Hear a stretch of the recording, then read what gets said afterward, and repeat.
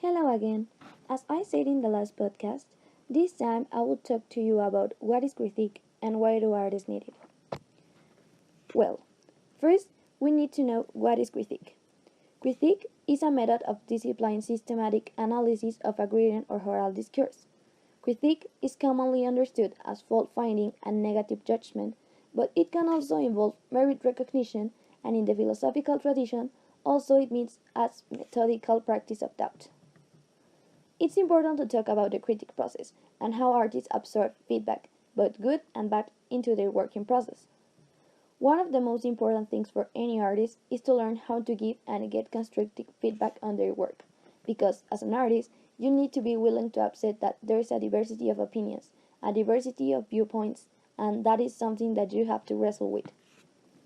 Being able to see when something you do not want to hear could be a positive platform for you, and when to it could be something that's malicious or, as much as we want to think that this process of engaging with art is totally benevolent and we're all here for each other, but there's time where a tit for that happens.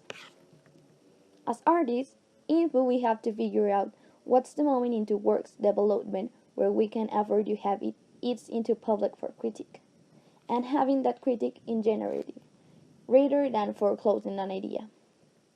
Criticism is a form of supporting for an artist because the person who is doing the criticism may have noticed something in your work that maybe you had not noticed, either good or bad. As an artist, you have to be aware that there will always be critical and may not always be positive. Well, that's all for this podcast. The next issue that I would like to talk about is caricatures and superheroes and why I choose this course.